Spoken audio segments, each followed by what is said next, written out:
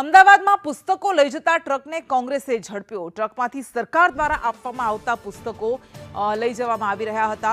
અસારવામાં કોંગ્રેસે ટ્રક ઝડપી પોલીસને જાણ કરી છે। આ પુસ્તકો ગોડાઉનમાંથી પંજાબ લઈ જતા હોવાનું અનુમાન લગાવવામાં આવી રહ્યું છે। તો આ સમાચાર મળી રહ્યા છે। સરકાર દ્વારા આપવામાં આવતા પુસ્તકો કે જે આ ટ્રકમાંથી લઈ જવામાં આવી રહ્યા હતા, ટ્રકમાં લઈ જવામાં આવી રહ્યા હતા અને આ નવા પુસ્તકો પસ્તીમાં પધરાવવાનો કારસો ચાલી રહ્યો હતો। વધુ વિગત સાથે સંવાદદાતા દિવ્યા ચૌહાણ આપણી સાથે જોડાઈ ગયા છે। દિવ્યા, જે પુસ્તકો બાળકોના અભ્યાસ માટે આપવાના હોય, બાળકોને ભણવામાં આપવાના હોય, એ પુસ્તકો આવી રીતે બારોબાર વેચી દેવાનો કારસો રચાયો।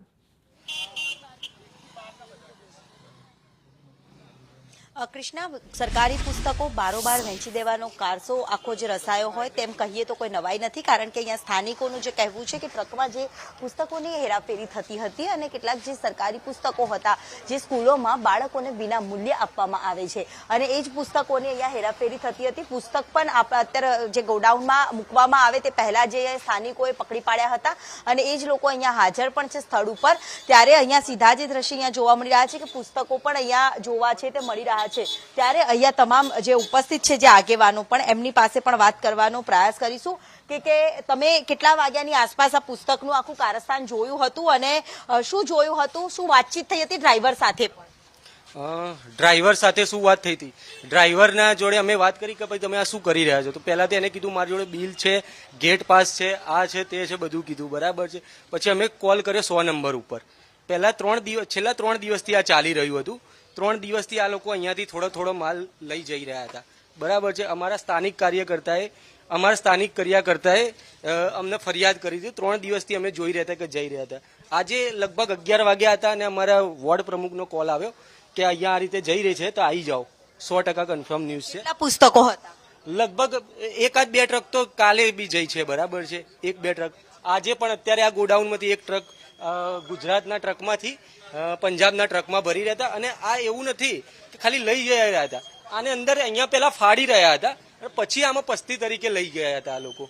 અને આ તમે પુસ્તકો જોઈ રહ્યા છો, પ્રથમ આવૃત્તિ એની છે 2021 અને પૂર્ણ મુદ્રણ છે 2022, 23, 24, 25। આ રીતની પુસ્તક છે આ, બરાબર છે। આ ચાલુ વર્ષનું છે। આને કોઈ એમ કહેતું હોય, બરાબર છે, કે આ એક્સપાયર થઈ ગયા છે કે આ માલ છે, બરાબર, ટોટલી નવી છે, એવું કોઈ નથી કે જૂની છે, બરાબર છે। ડ્રાઈવરે એવું કહ્યું હતું કે સાંતેજથી લાયા, અમે સાંતેજથી લાયા છે અને પંજાબ જઈ રહી છો ઓગાળવા માટે।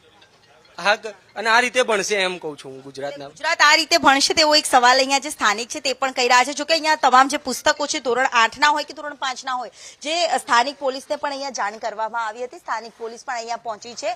સીધો જ અહીંયા ગુજરાતનો જે આ ટ્રક હતું અને તેની પાછળનો જે ટ્રક છે તેની નંબર પ્લેટ પણ પંજાબની જોવા મળી રહી છે। એટલે કે પંજાબમાં આ પુસ્તકો છે તે આપવામાં આવતા હતા કે પછી આ પુસ્તકોનું કરવામાં શું આવતું હતું તેને લઈને સવાલ છે તે ઉભો થાય છે। અહીંયાથી થોડા આગળ જઈએ એટલે સીધું જ ગોડાઉન આવેલું છે કે જે અહીંયા અઢળક પસ્તીઓ છે તે અહીંયા વેચાણ તેનું છે તે કરવામાં આવતું હોય છે અને એ જ ગોડાઉનમાં અહીંયા જ્યાં ટ્રક હતો તે સ્થાનિકોએ જાગૃતતા દાખવીને આ ટ્રકને અહીંયા રોકવામાં આવ્યો હતો। જે પુસ્તકો એક ટ્રકમાંથી અહીંયા બીજા ટ્રકમાં ખસેડવામાં આવતા હતા અને સીધું જે ગોડાઉન છે તે ગોડાઉન અહીંયા જેની નંબર પ્લેટ બતાવવા માંગીશ કે જે નંબર પ્લેટ છે જે પંજાબની અહીંયા જોવા મળી રહી છે। એટલે આખું જે ટ્રકનું કારસ્તાન હતું, ટ્રક બદલવાની જે વાત હતી, જે પુસ્તકો બદલવાની જે વાત હતી, તે ક્યાંક આ પંજાબમાં મોકલવામાં આવતા હતા કે પછી આ સરકારી પુસ્તકો સાથે આવું કારસ્તાન કરતું કોણ હતું તે એક સવાલ ઉભા થાય છે। કારણ કે અલગ અલગ જે નવા જ પુસ્તકો જે અત્યારે વર્ષ 2025ની આવૃત્તિના છપાયેલા છે જેમાં નામ પણ એ પ્રકારના આપવામાં આવ્યા છે અને અહીંયા સામે જે ગોડાઉન છે ત્યાં ગોડાઉનમાં પણ આ પુસ્તકોની હેરાફેરી થતી હતી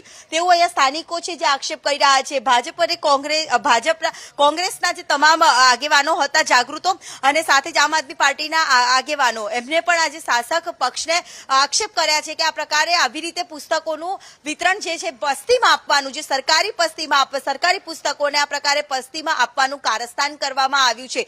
સાથે જ અહીંયા આપ સંદેશ ન્યૂઝની સ્ક્રીન ઉપર પણ જોઈ શકો છો કે જે પુસ્તકોની હેરાફેરીને લઈને અનેક વખતે કેવી રીતે ભણશે ગુજરાત, જ્યારે ભાર વિનાના ભણતરની વાત કરવામાં આવતી હોય છે। સરકારી સ્કૂલોમાં વિના મૂલ્યે પુસ્તકો આપવામાં આવતા હોય છે, પરંતુ પૂરતા પ્રમાણમાં વિદ્યાર્થીઓને પુસ્તક ક્યારે પહોંચશે જો આ જ પ્રકારે આવા કારસ્તાનો થતા રહેશે તો તેને લઈને પણ સવાલ થાય છે। મોટાભાઈ અહીંયા આવો અને બતાવો કે આ પુસ્તકનું આખું જે કારસ્તાન હતું તમે કેવી રીતે પકડ્યું, શું વાતચીત થઈ ડ્રાઈવર સાથે? અહીંયા એક સ્થાનિક નાગરિકે મને 2 દિવસ પહેલા ફરિયાદ કરી હતી કે નવા પુસ્તકો પાંડેજી અહીંયાથી જાય છે અને કોઈ આપણું જોવાવાળું નથી. સમયના ભાવે નથી પહોંચી શક્યો. આજે ફરી એ નાગરિક મને કહેવા આવ્યો તો હું ઘરેથી તત્કાલ દોડ્યો અને દોડીને પછી મેં જોયું તો મને બી એવું લાગ્યું, મને શંકા જન્મી કે નવા પુસ્તકો ખરેખર ભંગારમાં જઈ રહ્યા છે. અને મેં 2 દિવસ પહેલા પણ છાપામાં વાંચ્યું હતું કે અરાવલીમાં આવી રીતે વિનામૂલ્યના પુસ્તકો જે વજનના ભાવે વેચાયા. એટલે શંકાના હિસાબે મેં અહીંયા તપાસ કરી અને તપાસ કર્યા પછી મેં તત્કાલ અમારા ગુજરાત પ્રદેશ કોંગ્રેસના પ્રવક્તા મનીષ જોશીને જાણ કરી અને મનીષ જોશીએ મને કીધું કે તમે ત્યાં જ ઉભા રહો, પોલીસને જાણ કરો. પોલીસને હું જાણ કરું એ પહેલા આમ આદમી પાર્ટીના કાર્યકર જગદીશ વણજારાએ પોલીસ 100 નંબર પર જાણ કરી.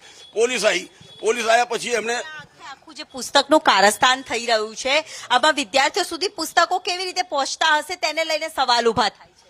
બહુ ખરાબ પરિસ્થિતિ છે, કેમ કે જયારે વિનામૂલ્યના પુસ્તકો ગરીબ વિદ્યાર્થીઓને ના મળે એટલે સ્કૂલવાળા પ્રેશર કરે અને ગરીબ પરિવારને બિચારાને મૂલ્ય આપીને પુસ્તકો વેચાતા લેવા પડે. ક્યાં લોકો સૂત્ર આપ્યું છે ભણશે ગુજરાત, આ તો ક્યાં ભણશે ગુજરાત? કેવી રીતે ભણશે ગુજરાત જો આ જ રીતે આવા પુસ્તકોને પસ્તીમાં આપવાની જે વાત કરવામાં આવતી હોય, આવા પુસ્તકો છે તે પસ્તીમાં આપવાનું કારસ્તાન ચાલતું હોય કે ગુજરાતના ટ્રકમાંથી પંજાબના ટ્રકમાં તેને ટ્રાન્સફર કરવામાં આવતા હોય છે, તો કેટલાક ડ્રાઈવરો દ્વારા અહીંયા આ પુસ્તકના કાગળિયા છે તે ફાડવામાં આવતા હતા. બાજુમાં અહીંયા પસ્તીનું આખું જે ભંગારનું ગોડાઉન આવેલું છે કે જ્યાં અલગ અલગ સરકારી બિલકુલ દિવ્યા આવીશું આપની પાસે. આપણી સાથે કોંગ્રેસના મુખ્ય પ્રવક્તા મનીષ દોશી જોડાઈ ગયા છે. મનીષભાઈ, એક તરફ ભણશે ગુજરાત, આગળ વધશે ગુજરાતની વાતો થતી હોય, એક તરફ છેવાડાના ગરીબ વિદ્યાર્થીઓને આ પુસ્તકો મળતા ન હોય અને બીજી બાજુ પસ્તીના ભાવમાં વેચવાનું કારસ્તાન. આટલી મોટી મજાક. જે રીતની સંદેશની સ્ક્રીન ઉપરના દ્રશ્યો છે અને દિવ્યા જે રીતે રિપોર્ટ લઈને વાત કરી રહ્યા હતા અને અમારા કોંગ્રેસના સ્થાનિક આગેવાન ધીરેન્દ્ર પાંડેએ સમગ્ર બાબતનું મને સવારે જાણ કરતા મેં વિડીયો બનાવડાવીને તાત્કાલિક કીધું કે આપણે જાણ કરીએ અને પણ પોલીસને જાણ કરો. સવાલ એ છે કે આ સંપૂર્ણપણે ચિંતાનો વિષય. એક તરફ ગરીબ બાળકોને શિક્ષણનો અધિકાર મળે એની માટે કોંગ્રેસની કેન્દ્ર સરકારે કાયદો લાવી, પણ દુઃખ સાથે કહેવું પડે કે આ ગુજરાતની ભાજપ સરકાર વારંવાર આવા અનેક જિલ્લાઓમાંથી આ પ્રકારની વારંવાર ફરિયાદ, ભૂતકાળમાં જામનગર, સાબરકાંઠા અને હમણાં થોડા વખત પહેલા અરવલ્લીમાંથી અને આજે અમદાવાદમાંથી આ પ્રકારની આપણને ઘટના સામે આવી છે કે આ પુસ્તકો બારોબાર પસ્તીમાં જાય. બાળકોને ભણવા માટે પુસ્તકો મફત પુસ્તક મળે, પાઠ્યપુસ્તક મળે એની માટેની આખી વ્યવસ્થા છે સરકારી ખર્ચે, અને એ પુસ્તક બારોબાર પસ્તીમાં જાય. ગરીબ બાળકો, ખાસ કરીને શ્રમિકના બાળકો, સામાન્ય પરિવારના બાળકોને મફત પુસ્તકના અધિકારથી વંચિત રહેવું પડે અને એના કારણે એમને બહાર માર્કેટમાંથી ખરીદવા પડે. બહારની માર્કેટમાંથી મોંઘા પુસ્તક ખરીદીને એમને પેટે પાઠવવાની બાળકને ભણવા માટે ફરજ પડે છે. એટલે આ ઘણી ગંભીર ચિંતા, આ કોઈ રાજનીતિથી ઉપર ઉઠી થયું છે. મને એમ લાગે છે કે આવા દ્રશ્યો આપણા ગુજરાત જેવા માટે કેટલી ચિંતાના વિષય છે. ગુજરાત જેવું પ્રગતિશીલ રાજ્યમાં વારંવાર આવા સમાચારો આપણી સામે આવે. મને એમ લાગે કે તંત્રનું પેટનું પાણી નથી થતું. શિક્ષણ વિભાગ ભ્રષ્ટાચારનો એપિસેન્ટર છે અને માત્ર કાગળ ખરીદવામાં, પુસ્તકોના પ્રિન્ટિંગ કરાવવામાં અને પુસ્તકોને બારોબાર સગે વગર આટલી જ ધ્યાન રાખે નહીં કે બાળકના પુસ્તકો, પાઠ્યપુસ્તકો બાળકના દફતરમાં જાય, એની સ્કૂલ બેગમાં જાય અને એ સ્કૂલ બેગમાંથી એ બાળક પોતે આગળ પોતાનું ભવિષ્યનું નિર્માણ કરે. હું સંદેશના માધ્યમથી સરકારને વિનંતી કરું છું કે ગોડાઉનોમાં ભૂતકાળમાં ગાંધીનગરમાં પણ કરોડો રૂપિયાના પુસ્તકો સદેવડો કૌભાંડ હતો, આજ સુધી એની તપાસ નથી થતી. મારી વિનંતી છે સંદેશના માધ્યમથી કે સરકાર ગુજરાતમાં આવા કોઈ પણ પ્રકારે બાળકના શિક્ષણનો અધિકાર છીનવવાનું પાપ કરતા હોય અને પુસ્તકોને સદેવ કરતા એવા તત્વો સામે પાસાની કાર્યવાહી કરે. જો તમે કડક પગલા લેશો, આ ચેઇન આખી ગોઠવેલી છે, અનાજ સગે વગે કરવા ગોડાઉનમાંથી ગરીબના મોઢામાંથી કોળીઓ છીનવો, બાળકની આગળથી પુસ્તકો બારોબાર સગે કરવાના અને એ પુસ્તકોથી શિક્ષણનો અધિકાર છીનવો, આ પાપ સામે પાસા ઉગમવા જોઈએ અને ગુજરાતમાં કડક દાખલો દેશે ભવિષ્યમાં કોઈ આવા પુસ્તકો સગે વગે ન કરે એવી વિનંતી સાથે માંગ કરું છું. જી મનીષભાઈ, આભાર આપનો સંદેશની સાથે વાત કરવા માટે. અનેક સવાલો ઉઠી રહ્યા છે કે કેટલી મોટી મજાક ચાલી રહી છે અને કોની રહેમ નજર હેઠળ આટલું મોટું કૌભાંડ ચાલી રહ્યું છે.